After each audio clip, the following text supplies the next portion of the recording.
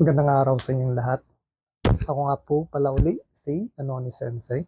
So, ang topic natin ngayong araw is yung continuation lang ng unang video. So, recap lang muna tayo.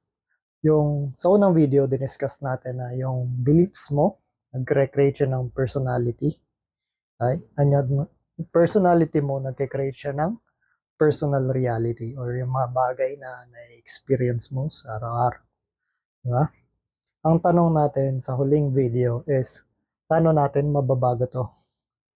Paano natin mababago yung personal reality natin sa bagay or sa reality na gusto natin or sa mga desires natin. Diba? So, bago yun, himay-himayin natin muna kung ano yung nasa simula, which is yung beliefs. Diba? So, yung beliefs mo, ano siya? Repeated thoughts or ideas. Paulit-ulit mo lang siyang iniisip or paulit-ulit lang siya sinasabi sa'yo ng ibang tao, maybe ng pamilya mo. Di ba? Yun yung tumatatak sa paniniwala mo. Pero, yung repeated thoughts or ideas na yan, or yung beliefs mo, hindi siya nangangahulugan na totoo siya or factual siya.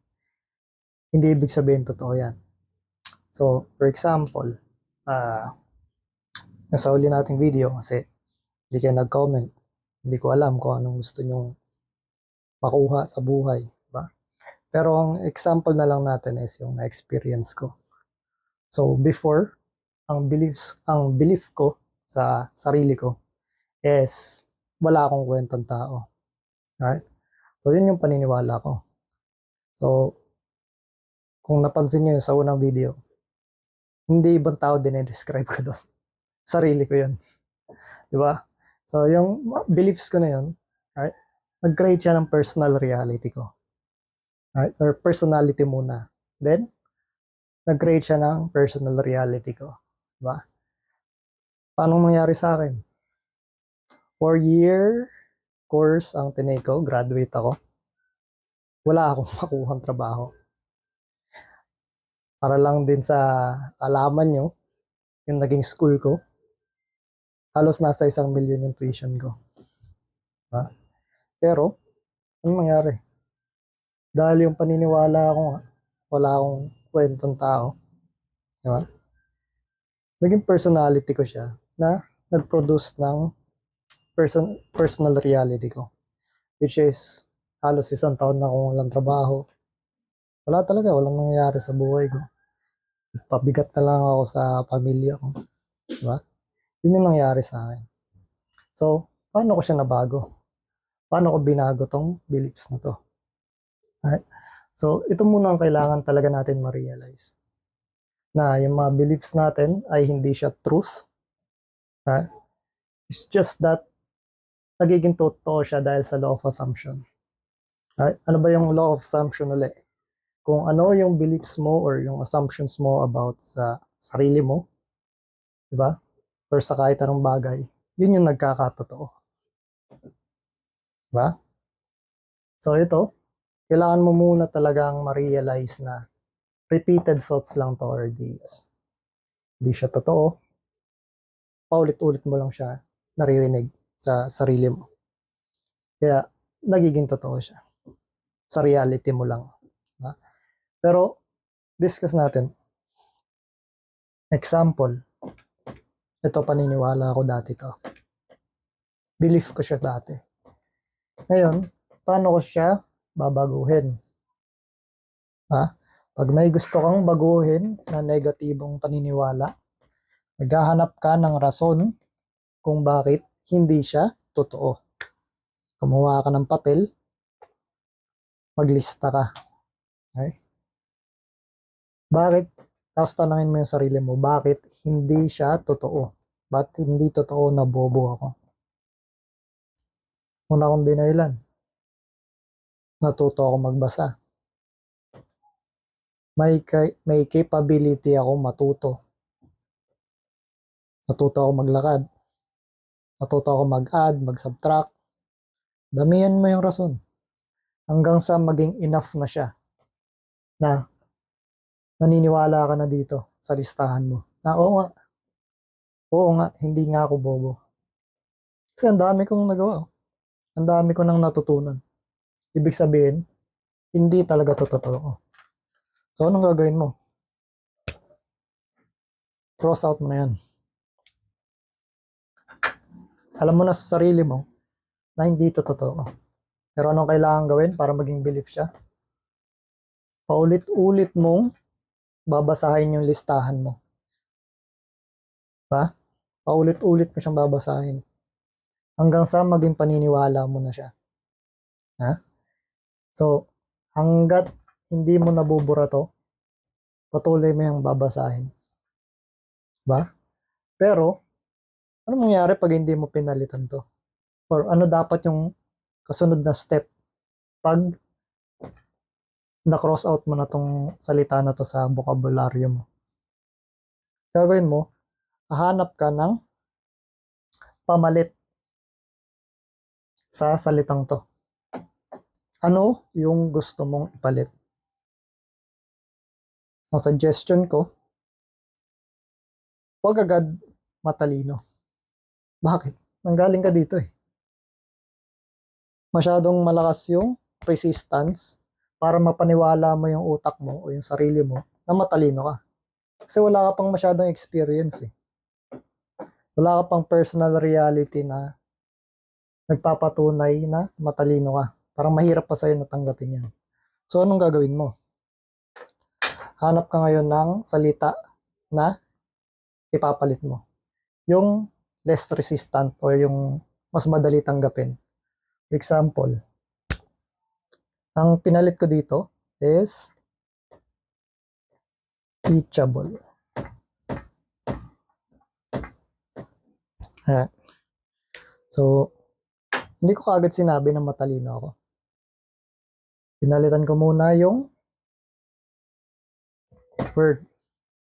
So, teachable ako.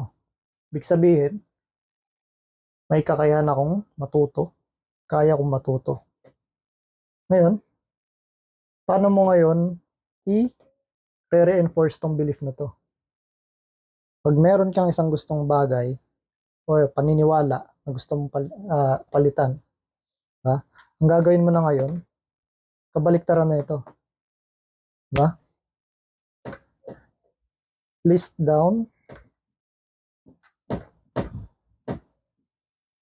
reasons why it's true. Hanap ka naman ngayon ng dahilan. O pwede mong gamitin to basta maayos yung wording mo. Na ito yung dahilan kung bakit ako teachable. Diba? Ngayon meron ka ng word na ire-represent yung sarili mo. Mayroon ka ng pang affirmations mo. Ngayon, dahil teachable ka na, diba? Paulit-ulit mo lang yan, sabihin sa sarili mo, basahin mo, at make sure na feel mo na teachable ka talaga. Hanapin mo yung mga memories mo na natutunan mo to, yung mga bagay na nilista mo, hanggang sa tumatak siya sa'yo. Makikita mo, mapapansin mo isang araw, teachable ako eh. Ibig sabihin, hindi ko man magets yung tinuturo mo ng isang bagsakan, aralin ko pa rin yan. Matututunan ko pa rin yan. Kasi hindi naman ako isang araw lang natuto na ako maglakad. Diba? Paulit-ulit yun. May failures, pero tuloy-tuloy lang hanggang sa makuha natin yung learnings na gusto nating makuha. Diba? Ito yung naging ano ko muna. Diba? Naging personality ko muna siya. Yan ang nangyari. Nung naging teachable na ako. Yung personal reality ko, nag-iba. Ngayon, parang uhaw na ako sa knowledge. Open na ako makinig. Natututo na ako. Alam ko na kung paano i-improve yung sarili ko. Diba? So, ganun siya. Once na mabago mo na to, susunod to at susunod din yan. Diba?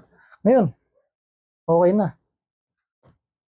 Yung personal reality mo, naiba mo na.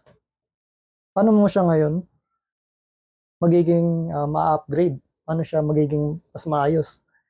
Ganun pa rin. Hahanap ka pa rin ng salitang ipapalit mo dito.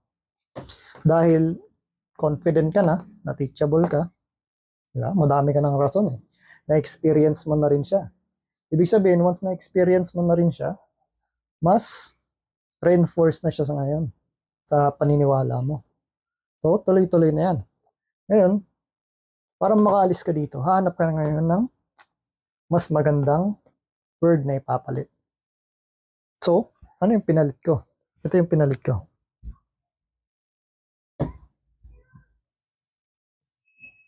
Yan. Hindi naman ibig sabihin na smart is alam mo lahat. Ito lang, yung definition ko nito is madami na akong natutunan, madami na akong nalalaman. Diba? Kasi nga, nanggaling ako dito.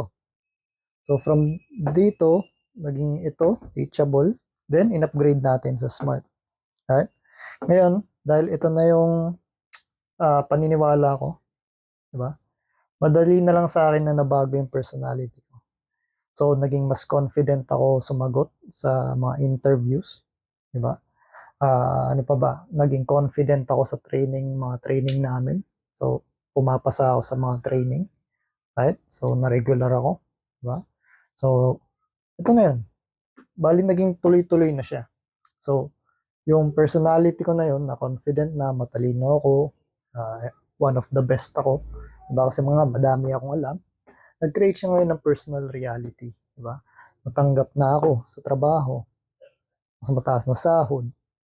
Mas magandang work setup. Nakaka-work from home ako ngayon. Mas may oras ako sa sarili ko. Diba? Nakakagawa ako ng gantong video ngayon. Dati hindi. Diba? So, i-recap lang natin ang para makuha mo yung mga bagay na gusto mo o yung personal reality na gusto mo. Ang unang-una mong babaguhin is yung beliefs. Paano mo siya babaguhin? Maghanap ng words or definition na gusto mong ikabit sa sarili mo. Diba? Choose the words that you'll define yourself. Diba? Ngayon, just pag negative belief, yung babaguhin natin, kailangan mag-list down tayo ng reasons kung bakit hindi siya totoo. Kung positive ang gusto nating i-reinforce, positive belief, i-list down natin kung bakit siya totoo. Yun lang yan. Then, walang makakapigil na makuha natin yung personal reality na gusto natin or yung mga desires na gusto natin. So, sana may natutunan kayo kahit medyo mahaba yung video. And salamat sa pakikinig.